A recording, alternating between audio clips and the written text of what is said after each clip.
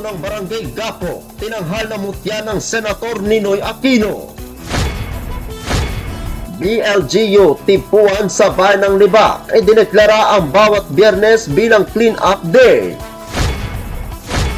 At 3 bata huli sa pagnanakaw ng pagkain sa lungsod ng Tacoro.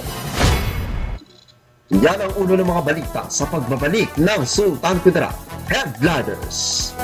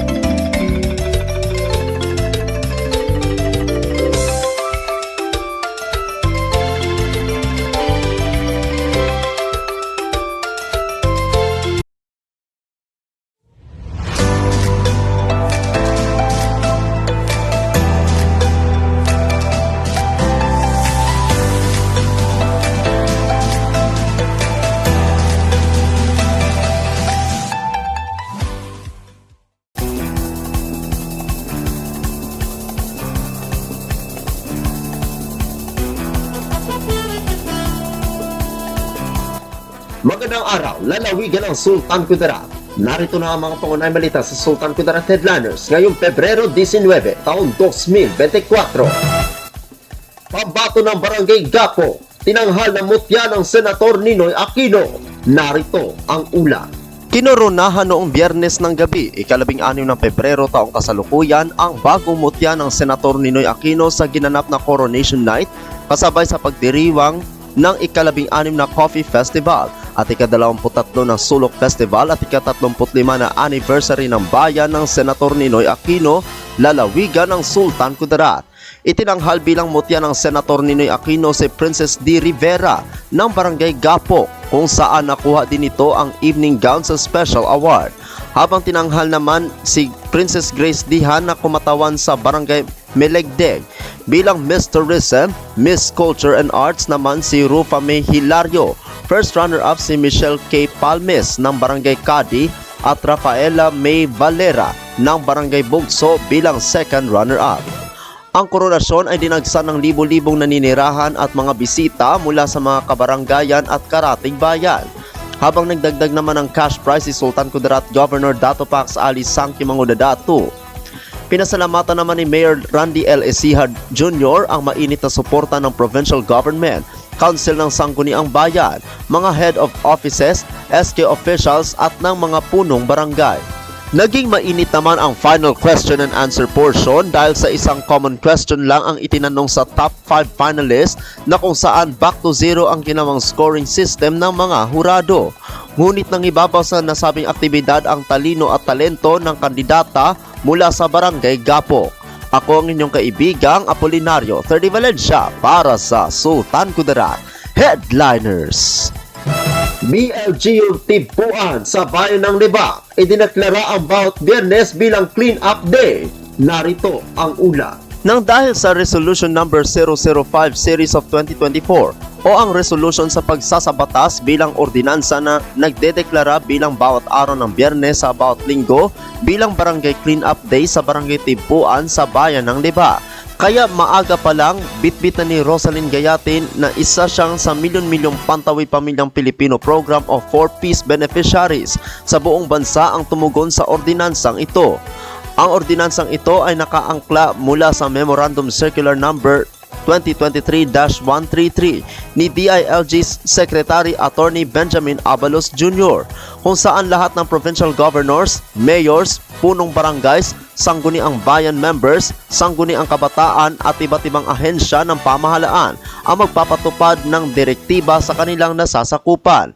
Tinawag itong barangay at kalinisan o barkada na inilunsad sa buong bansa bilang community-based clean-up drive program. Bida dito ang kultura ng bayanihan na ang tanging hinahangad ay mapanatili ang kalinisan at maibigay ang malusog at ligtas na kapaligiran sa pamamagitan ng proper solid waste management.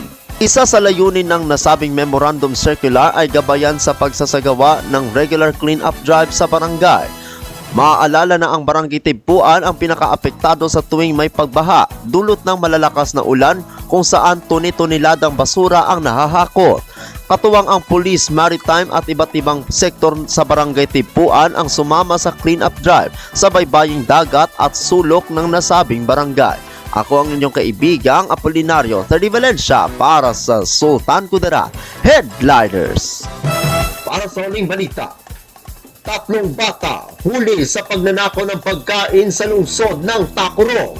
Nasagip ng mga Barangay Peacekeeping Action Teams o BPATs ng Barangay San Pablo sa lungsod ng Tacurong ang 3 bata na inutusan ng kapwa nila kabataan na magnakaw ng pagkain sa loob ng isang kantin sa loob ng paaralan.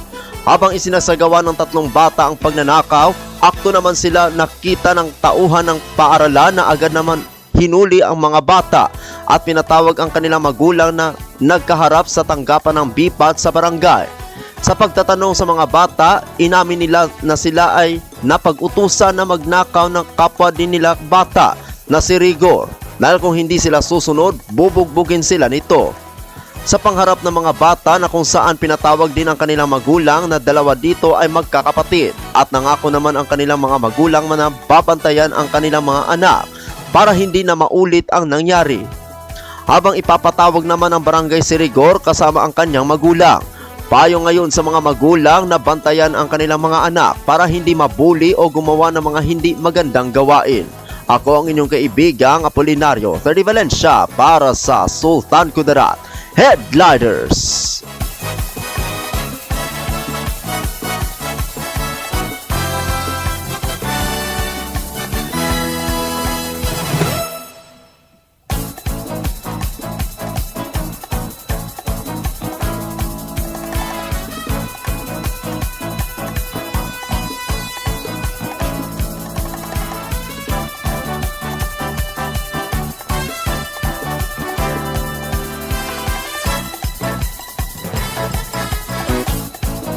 At ang kabuang mga balita sa araw na ito.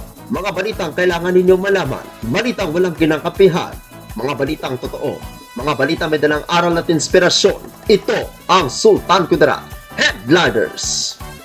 Hanggang bukas, maraming salamat at magandang araw, kaibigan.